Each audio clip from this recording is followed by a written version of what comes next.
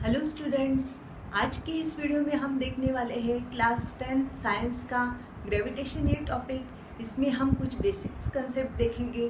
उसके बाद में हम देखने वाले हैं Kepler's law of planetary motion और लास्ट में हम देखेंगे न्यूटन्स लॉ ऑफ ग्रेविटेशन। तो अगर वीडियो आपको अच्छा लगे तो ज़रूर सब्सक्राइब कीजिएगा। ग्रेविटेशन स्टार्ट करने से पहले हम कुछ बेसिक टर्म्स है जैसे फोर्स, मोशन, इसके बारे में देखेंगे। तो देखिए, सबसे पहले हम देखते हैं फोर्स के बारे में। फोर्स क्या होते हैं? सपोज यहाँ पे हम एक ऑब्जेक्ट ले रहे हैं, उसका नाम है ए ऑब्जेक्ट। अगर हम यहाँ पे इस ऑब्जेक्ट पे फोर्स यानी पुश करेंगे इसको या पुल करेंगे तो ये जो ऑब्जेक्ट है यहाँ से यहाँ पर डिस्प्लेस हो जाएगा, तो इसे क्या कहेंगे? हम फोर्स कहेंगे। और motion means what? The movement of object with respect to surrounding is nothing but the motion. यानी सपोज एक एग्जांपल है, एक कार मूव हो रही है रास्ते से, तो कार क्या हो रही है? मूव हो रही है, लेकिन सराउंडिंग क्या है? वहीं पे है। तो force and motion they are interdependent. अब हम चलते हैं ग्रेविटेशन की तरफ। तो ग्रेविटेशन के पीछे एक छोटी सी स्टोरी है। तो क्या होता है, एक बार जो साइंटिस्ट है सर आइजैक न्यूटन, आपको न्यूटन साइंटिस्ट के बारे में सबको पता होगा। तो वो एक बार क्या हुआ कि वो एप्पल ट्री के पास बैठे थे। उन्होंने ऑब्जर्व किया कि ये जो एप्पल है जो वर्टिकली डाउनवर्ड डायरेक्शन में ही क्यों गिरता है। वो तिरछा भी गिर सकता था या हॉरिजॉन्टल डायरेक्शन में भी गिर सकता था। तो उन्होंने बहुत सोचा समझा, बहुत ऑब्जर्वेशन किए और उसके बाद में जो कंक्लूजन आया वो क्या था?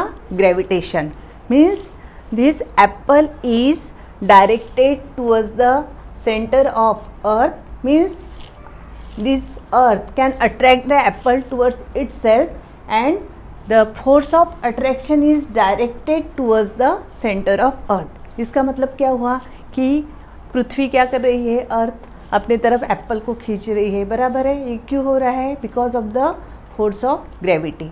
सपोज मैं यहाँ पे खड़ी हूँ तो मुझ पे भी कौन सा फोर्स अप्लाई होगा? Force of gravitation. अब यहाँ पे सपोज सन है बीच में और ये है ऑर्बिट्स अलग अलग, यहाँ पे अलग अलग प्लैनेट्स रिवॉल्व होते हैं। तो ये जो प्लैनेट्स और सन, इनके बीच में भी क्या है? Force of gravitation. ऐसे ही हमारे पूरे यूनिवर्स में जो भी ऑब्जेक्ट्स है वो एक दूसरे की तरफ क्या होते हैं? अट्रैक्ट होते हैं। तो आपको समझ में आ गया होगा कि what is mean by gravity. Gravity means the force of attraction between object and earth. And what is mean by gravitation? Gravitation means the force of attraction between two object. ये हो गया ग्रेविटेशन। अब हम देखेंगे Kepler's law of planetary motion. Planetary motions had been observed by astronomers since ancient times. पहले के ज़माने में क्या होता था कि जो एस्ट्रोनॉमर्स है, जो भी ऑब्जर्वेशन होते थे वो खुली आँखों से होते थे। तब कुछ भी इंस्ट्रूमेंट नहीं थे। लेकिन जैसे ही एस्ट्रोनॉमर जो गैलीलियो है, उन्होंने क्या इन्वेंट किया? उन्होंने इन्वेंट किया टेलीस्कोप। टेलीस्कोप इन्वेंट करने के बाद में जो भी ऑब्जर्वेशन होने लगे वो सब रिकॉर्ड होने लगे। उसके बाद में आए हमारे scientist Kepler. He observe the planetary motion and he stated 3 laws. One by one we will see the laws. Kepler's first law देखने से पहले मैं आपको एक बात बताना चाहती हूँ कि जैसे सपोज यहाँ पे एक सेंटर है, ठीक है। सेंटर के बीच में क्या रहता है? इट इज़ सपोज ये क्या है? एक सर्कल है। सर्कल के बीच में क्या है? सेंटर है, ठीक है। तो वैसे ही एक शेप है, उसका नाम है इलिप्स। इसमें 2 पॉइंट्स रहते हैं। ऐसे हम यहाँ पे नाम देंगे F1 और F2। So ellipse has 2 focal points. अगर सिंगल रहा तो हम इसे क्या बोलेंगे? फोकस बोलेंगे। अगर प्लूरल बोलना है तो हम इसे क्या बोलेंगे? फोकाई बोलेंगे। तो देखिए फर्स्ट लॉ क्या बोलता है? The orbit of a planet is ellipse with sun at one of the foci। तो देखिए this is the orbit of the planet which is ellipse. Elliptical shape में है। बराबर है। यहाँ पे 2 फोकल पॉइंट है। तो एक पॉइंट किससे रिप्लेस होता है? सन से। And it is indicated by S. तो ये हो गया हमारा फर्स्ट लॉ। क्या है first law? The orbit of a planet is ellipse, this is elliptical orbit with sun at one of the focus. ये हो गया के प्लस फर्स्ट लॉ। अब हम देखेंगे के प्लस सेकेंड लॉ। अब स्टार्ट करते हैं के प्लस सेकेंड लॉ। देखिए इसमें क्या बताया है, the line joining the planet and sun sweep equal areas in equal intervals of time. तो हम देखेंगे ये sweep equal intervals of time क्या है। तो सपोज ये है हमारा इलिप्स, ठीक है। यहाँ पे हम सन इंडिकेट करते हैं, ये हो गया हमारा एक फोकस पॉइंट, सपोज F1 यहाँ लिखते हैं, और ये एक प्लैनेट हो गया, ठीक है। यहाँ पे एक प्लैनेट यानी हमारा अर्थ है, हम इसको इंडिकेट करते हैं A से, ठीक है। तो अब देखिए हमारा second law, this is elliptical orbit, ये है सन, ये लिया है हमारा प्लैनेट। जब हमें पता है कि पूरे ये एक राउंड करने में हमारे प्लैनेट को कितने डेज लगते हैं, 365 डेज लगते हैं।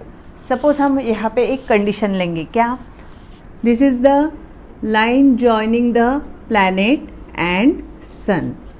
अब ये line joining the planet and sun एक महीने में कितना डिस्टेंस स्वीप्स करती है, स्वीप्स यानी कवर करती है। तो सपोज ये यहाँ से हम यहाँ पे बताएंगे, ये पॉइंट देंगे हम यहाँ पे B, ये हो गया, ये हम ज्वाइन करेंगे, और ये जो एरिया कवर हुआ है उसे हम ऐसे बताएंगे, और वो एरिया कितना होगा, वो एरिया होगा एरिया ASB,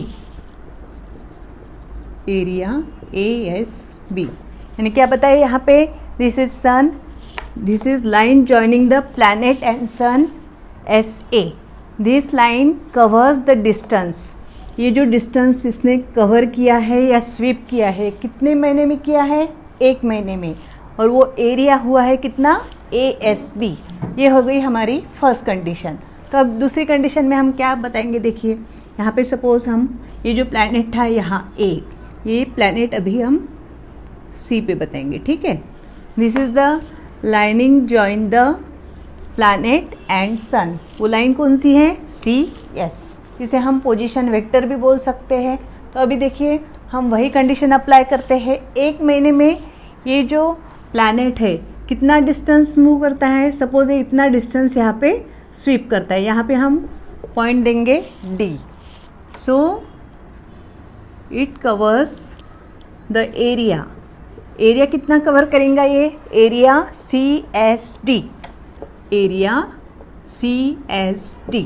अब देखिए यहाँ पे क्या बताया, the line joining the planet and sun sweep equal areas. Equal areas कौन से हैं यहाँ पे, area ASB and area CSD, equal intervals of time. यानी जो एरियाज है, area ASB equal to area CSD। ये हो गया हमारा के प्लस सेकेंड लॉ।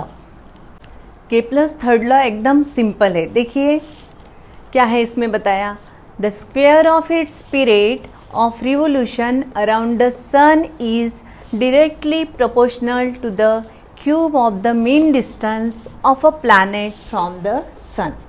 अब ये कैसे है अपन समझते हैं। देखिए ये है इलिप्टिकल ऑर्बिट, यानी इलिप्स शेप है, ठीक है। सपोज यहाँ पे फोकल पॉइंट लेंगे हम F1, और ये यहाँ पे है हमारा सन, ठीक है। हमें पता है कि ये हमारा सपोज ये प्लैनेट है, प्लैनेट को पूरा एक चक्कर लगाने के लिए कितना टाइम लगता है, सपोज हम कंसिडर करते हैं टाइम T। और ये देखिए यहाँ पे ये है सन, ये है हमारा प्लैनेट, यहाँ से यहाँ तक डिस्टेंस देखिए इतना है। अगर ये प्लैनेट यहाँ पे पहुँच जाएगा तो इसका डिस्टेंस क्या रहेगा, सेम रहेगा क्या, नहीं, ये ज़्यादा रहेगा। Means the distance between the sun and the planet always change. तो ये पूरे डिस्टेंस के लिए सपोज हम क्या करते हैं, एक एवरेज डिस्टेंस लेते हैं, और वो एवरेज डिस्टेंस हम किससे डिनोट करेंगे, वो डिनोट करेंगे हम R से। तो देखिए हमारा लॉ क्या कहता है, the square of its period of revolution around the sun is, period of revolution यानी टाइम का square, is directly proportional to the cube of mean distance of a planet from sun, यानी R cube. This time is directly proportional to the cube of the mean distance of a planet from the sun. तो ये देखिए directly proportional का sign है alpha. इसे हमें निकालना है तो हम क्या करेंगे, यहाँ पे एक कांस्टेंट लेंगे के आर क्यूब. अब हम इक्वेशन को रीअरेंज करेंगे. T square upon R cube equal to के.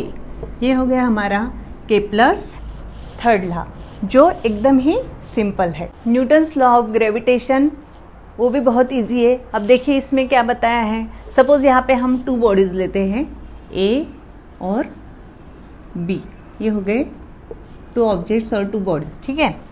ए का मास लेंगे हम m1, बी का मास लेते हैं m2. अब दोनों के बीच का जो डिस्टेंस है तो हम ये बताएंगे r से. ठीक है. ये हो गया डिस्टेंस बिटवीन 2 बॉडीज़. अब फोर्स ऑफ ग्रेविटेशन यानी F, इन दोनों के बीच में जो फोर्स ऑफ ग्रेविटेशन है F, it is directly proportional to the product of masses. Product means multiplication m1 into m2 upon the square of the distance between them. इन दोनों के बीच में जो डिस्टेंस है उसके स्क्वेयर से. ठीक है. अब ये प्रोपोर्शनैलिटी साइन हटाना है हमें, तो यहाँ पे हम लेंगे कांस्टेंट g.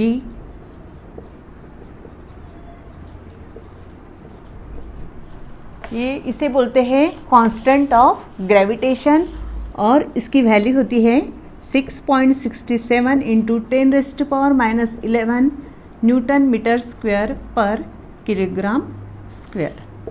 ये हो गया न्यूटन्स लॉ ऑफ ग्रेविटेशन, जो एकदम ही इजी है.